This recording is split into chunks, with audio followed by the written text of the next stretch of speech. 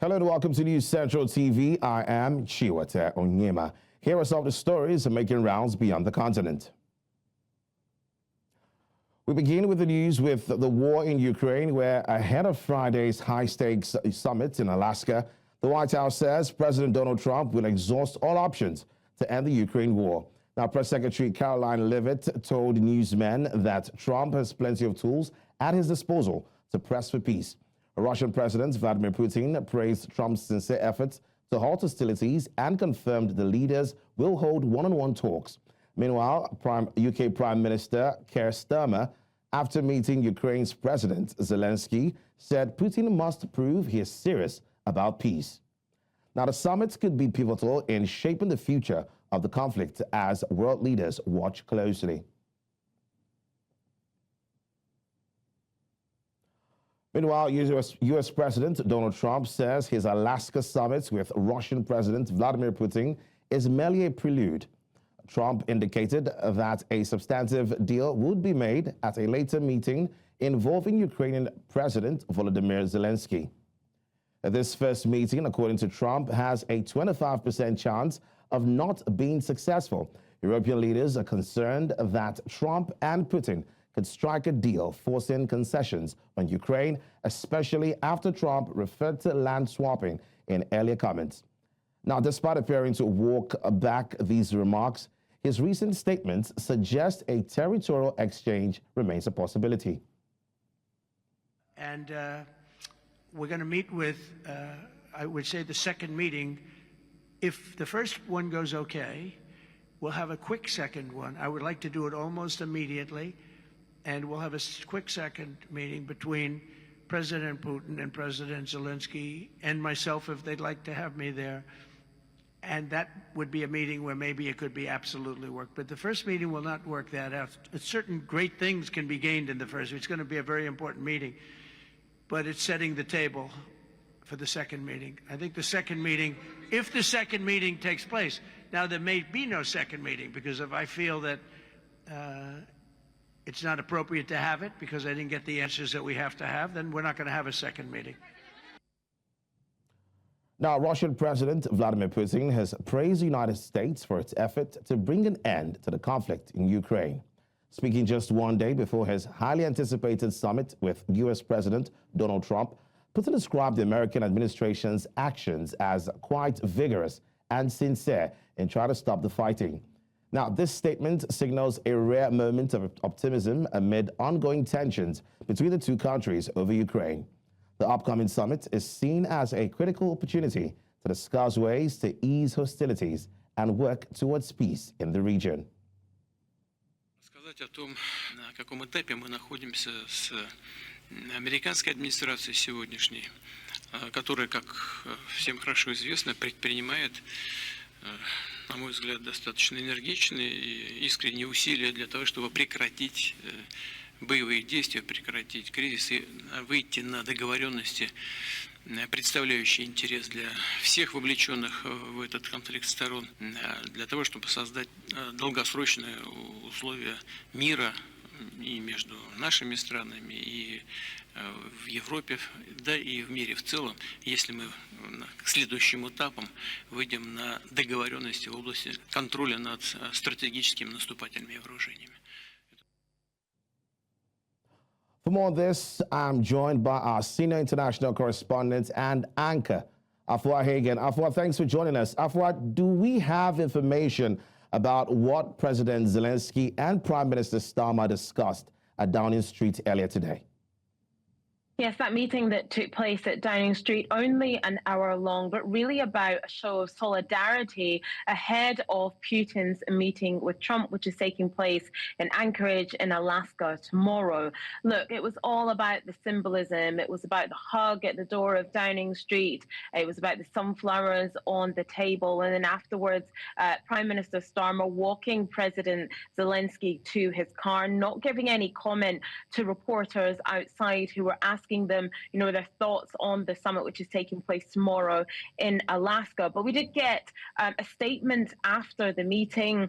The Downing Street statement said that there's a chance for progress at the Alaska summit as long as Putin takes action to prove he is serious about peace. It also went on to add that the two leaders agreed that there had been a powerful sense of unity and a strong resolve to achieve a just and lasting peace in Ukraine.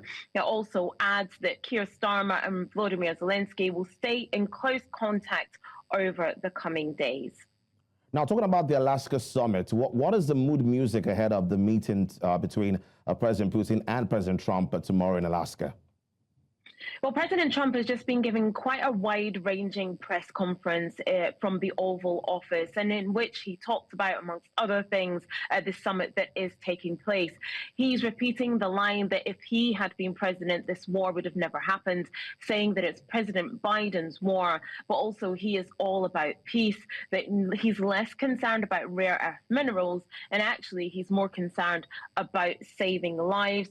You mentioned earlier that the White House press secretary was telling journalists earlier on, that was Karen Leavitt telling journalists that President Trump will exhaust all options to try and bring an end to the war. President Trump also gave an interview to Fox News earlier on and said that there was a 25% chance that the meeting will not be a successful one. So it's kind of up and down, I think, at the moment, the mood music. I think we were more optimistic perhaps earlier on in the week. And as we get closer to the meeting, I think they're trying to manage expectations that even if Trump and Putin have this one-on-one along with the wider diplomatic meetings that will be going on, it doesn't mean that we will get an immediate ceasefire in Ukraine or in Russia, which is what people really, really want. Now, we've had Zelensky meet with UK Prime Minister, and of course, we expect the big one tomorrow, which is President Putin meeting with President Trump. What is the situation on ground in both the Ukraine and the Russia? And Russia, of course, as the war continues. What is happening as regards this new developments happening? Is it affecting them in any way? How are they feeling over there? Well, as diplomacy is going on, or attempts at diplomacy is happening in terms of world leaders meeting in London or meeting in Alaska, while that is happening, the war continues on the ground. So in Ukraine, there was a drone attack overnight. Russia and Ukraine still continuing to trade those blows. There was a drone attack overnight in Kherson. 4 people were killed when Russia conducted an aerial attack in the region, in the Russian region of Rostov. More than 10 people were killed by a drone attack on a residential building. So like I said, even though you have this attempts at diplomacy happening, even though you have Trump sitting down with Putin, you've got Zelensky sitting down with Keir Starmer, you've got EU leaders urging Trump to make sure that Ukraine is brought to the table for any peace deal and any decisions when it comes to land, the war is still going on the ground. There's still drone attacks and people are still dying. All right, thank you so much, Afua Hagen, for giving us the update. Now, joining us on the news to discuss this is Professor Mukesh Kapila from the University of Manchester. He joins us live from Geneva, Switzerland. Professor, thank you so much for joining us. Now, given the history of, the strained relationship between the U.S. and Russia, especially over Ukraine, how credible is this sudden note of optimism? I think we've been there before, and it's optical diplomatics. Obviously, before you attend a meeting internationally, it would be very bad form to be pessimistic about it. So to have a degree of optimism in your preliminary comments is fairly normal in terms of diplomatic interaction. So I wouldn't put too much other way on such a noise. Now, why do you think President Trump believes that there's a 25% chance the summit could fail? I mean, despite his commitment to exhaust all options for peace. Well, he he's obviously learned over time that he has to be circumspect about it. Instead of promising and not being able to deliver the promises which he's been making for many months, much better to actually temper his promises. So for him to say that there is a 25% chance it's not going to work, it means that he's cautiously optimistic. After all, he hasn't said it's a 50-50 chance whether it'll work or not work. So I guess he is saying this because he's also conscious of the various tools he might have up his sleeve if Putin doesn't play ball. So in that sense, it's a good signal that something will come out of this meeting in Alaska. Professor Kapila, we'll have to take a pause on this conversation. We're going to get back to this conversation definitely, but right now we need to go live to the White House in Washington, D.C., as President Trump is making a statement, of course, as regards the meeting tomorrow between himself and President Putin. 2 minutes, 3 minutes, 4 minutes, or 5 minutes, like we tend to find out whether or not we're going to have a good meeting or a bad meeting. And if it's a bad meeting, it'll end very quickly. And if it's a good meeting, we're going to end up getting peace in the pretty near future. Okay? How about one more? Thank you, Mr. President. On the Smithsonian, I know that your administration is seeking to weed out a lot of this left-wing spin that's in the museums, but we're seeing from people like Brian Stelter or other commentators that they're insinuating that you are trying to change history according to your narrative. What's your response to that, and is there anything you'd particularly like to do? Well, we want the museums to treat our country fairly. We want the museums to talk about the history of our country in a fair manner, not in a woke manner or in a racist manner, which is what many of them, not all of them, but many of them are doing. Our museums have an obligation to represent what happened in our country over the years, good and bad, but what happened over the years in an accurate way. Thank you very much, everybody. Thank you, press. Thank you, press. Thank you. Thanks, guys. Headed out right here. Thank you, press. Thanks, guys. Head out right this way. Right this way. Thanks, guys. Keep coming. Let's go, guys. Thanks, guys. Thanks, guys. Thank you, press. Thank you very much. Thanks, guys. Thank you, press. Let's go. Let's go. Thank you, press. Thank you. Thank you. Keep coming. Here, I'll let you go right here. There you have it. President Trump, of course, giving updates as regards that summit that'll be happening tomorrow. An important one, as a matter of fact, between himself and President Putin of Russia. I'm hoping I still have Professor Kapila there with me. Professor, what concrete commitments should we expect, basically, from the upcoming summit between President Putin and Trump tomorrow? Well, I think if they can agree a forward process, that would be a concrete outcome. Remember that so far, despite the diplomacy that's been going on across continents, it has been a very ad hoc process, a meeting here, a promised meeting there, a summit there, a meeting there. And there hasn't been a proper step-by-step plan on how the two parties, that is Russia and Ukraine, are to engage. So I think if President Trump and Putin can agree a process which eventually will include Ukraine and European partners, it'll be a long process, but if they can agree that process step by step, then I think that would be a pretty concrete outcome. Now, whether or not that will happen, I think we'll have to wait and see. Now, we might not know exactly which tools the White House is referring to, but are there suggested tools that President Trump could use, and how effective could they be in achieving peace finally? Well, the Americans have many, many tools, and they're giving us a preview of those tools. The first one, of course, is economic in terms of sanctions against Russia. And there are yet more sanctions that can be imposed on Russia. And if President Trump gets very upset by the lack of success of his meetings, he could impose those. Now, how successful economic sanctions are that they don't bring immediate results. But we know from evidence that they do impact on the Russian economy and the Russian way of making war. So that's one thing. The second thing, again, still on sanctions, is a new strand to them that we are seeing now, which is secondary sanctions. The reason Russia has been able to do quite well, despite the sanctions that was already there, is because it has been able to bypass them with its allies, direct allies, and other countries that simply want to trade for their own interests, like India. So what that means is that by imposing more secondary sanctions on the friends or partners of Russia, the strategy would be to draw away those friends away from Russia. And geopolitical terms, that is quite an important tool. And thirdly, I think really opening the doors again to rearming Ukraine. Some of the arming of Ukraine has slowed down in recent times, as you know. But I think going full blast at rearming Ukraine with more modern weapons, more of them, in a faster way, that could be a very important tool that the US could deploy. Thank you so much, Professor Kapila, for having this conversation with us. Thank you.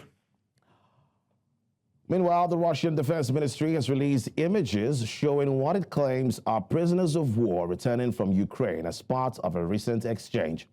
According to the ministry, the individuals received psychological and medical support in Belarus before being transported back to Russia. Both Russia and Ukraine confirmed that a swap involved 84 prisoners each, taking place just before the anticipated summit between President Vladimir Putin and President Donald Trump. The exchange is part of ongoing efforts to manage detainee numbers amid the conflict. Let's go on a short break. When we come back, we'll tell you that dozens died as migrant boats capsized off Italian coast. The details of this and more after the break. Many thanks for staying with us. Now, at least 27 migrants' lives have been lost and about 60 survivors were rescued from the seas of the island of Lampedusa after two boats capsized as they tried to cross the Mediterranean Sea from Libya to Italy. More than 700 people have died trying to cross the central Mediterranean this year, according to the UN's Refugee Agency. Giorgia Meloni, Italian Prime Minister, offered her deepest condolences to the victims, while UNHCR spokesperson said there was deep anguish felt over the incident. More than 90 people were aboard the two boats before they capsized. Flavio Di Giacomo, spokesperson for U.S. International Organization for Migration, said. Southern Europe is battling a wave of wildfires as extreme heat grips the continent. Greece, Spain, Portugal, and Balkans are seeing some of the most dangerous conditions in years, and scientists warn climate change is fueling the crisis. For News Central, senior international correspondent Afua Hagen has more. In Greece, a dozen major blazes are raging, one threatening the city of Patras. Thousands have been evacuated as firefighters and army units work in searing heat, strong winds and dangerously low humidity. Thick smoke has blanketed parts of the western coast, forcing hospitals and retirement homes to evacuate patients. On the islands of Zante, Kefalonia and Chios, flames have destroyed forests and threatened tourist areas. Athens has called in help from the EU, but critics say the government's fire prevention plan is failing, with poor coordination and under-resourced crews making the battle harder each summer. In Spain, fires have forced almost 6,000 people from their homes in Castile and Leon, threatening a UNESCO-listed Roman mining site. 7 people are in hospital with burns, 4 in critical condition.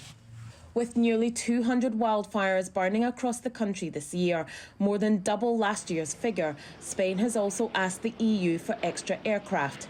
In neighbouring Portugal, 2,100 firefighters are tackling 5 major blazes, including one in Transcoso that's been burning for days. Strong winds have pushed flames into villages, forcing elderly residents to safety. In the Balkans, a severe drought has turned hillsides into tinderboxes. Albania has seen deadly fires, one sparked by a garden burn, whilst Montenegro is mourning a soldier killed in firefighting efforts.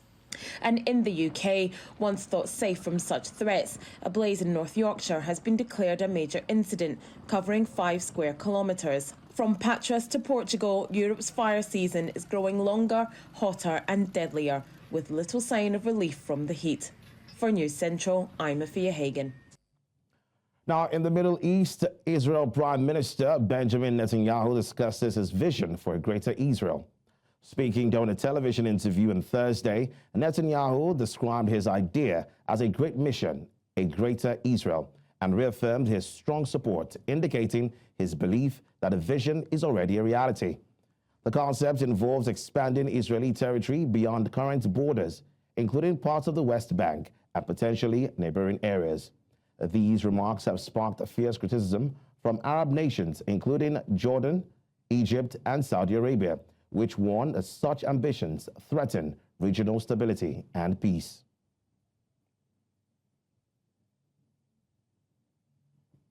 Now, Bezalel Smotrich, Israeli far-right finance minister Bezalel Smotrich, said plans to build more than 3,000 homes in a controversial settlement project in the occupied West Bank will bury the idea of a Palestinian state.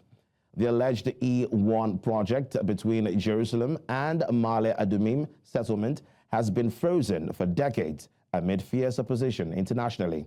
A building there would effectively cut off the West Bank from occupied East Jerusalem.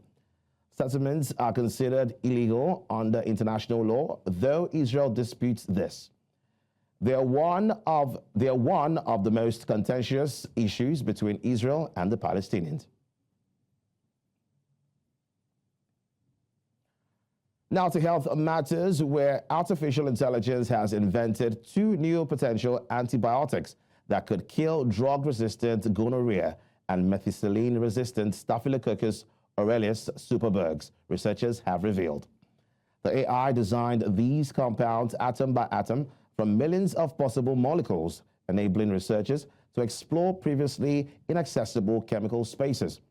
The 2 lead antibiotics, named NG1 and DN1, were tested successfully in laboratory settings and animal models, where they killed the superbugs, with DN1 clearing MRSA infections in mice.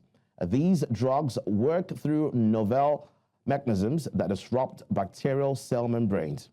Although still needing years of refinement and clinical trials, this breakthrough could usher in a second golden age in antibiotic discovery amid growing antibiotic resistance worldwide. The MIT team plans further development for clinical use. And that's all at this hour. Remember, you may send your eyewitness reports to the WhatsApp number on your screen. Do follow us on social media. We are at News Central TV.